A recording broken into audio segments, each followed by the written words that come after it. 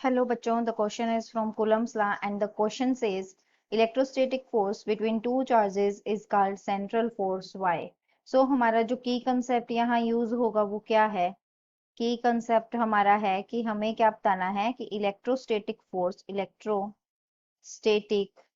Force जो भी है वो क्या होगा कि ये सेंट्रल फोर्स है या नहीं है। तो यही हमारा कंसेप्ट है, यही हमें यहाँ पे डिस्कस करना है। तो हमें पता है कि जो इलेक्ट्रोस्टेटिक फोर्स होता है, इलेक्ट्रोस्टेटिक स्टेटिक फोर्स बिटवीन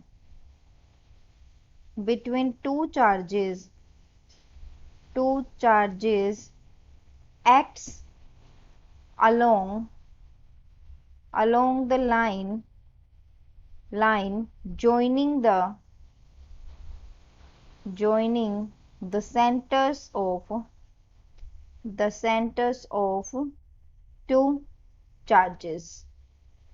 तो ये जो फोर्स होता है ये कहाँ पे एक्ट करता है? जो दो चार्जेस के सेंटर की लाइन है उस पे ये एक्ट करता है। तो यहाँ हमारा जो इलेक्ट्रोस्टेटिक फोर्स होगा वो क्या होगा?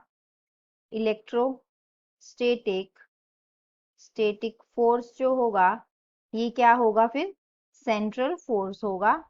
सेंट्रल फोर्स क्यों होगा? क्योंकि ये क्या करेगा, मान लिया अगर ये दो चार्जेस है Q1 और ये है Q2, हमारा ये दो चार्जेस हैं, तो इनके बीच का जो फोर्स है वो क्या आएगा?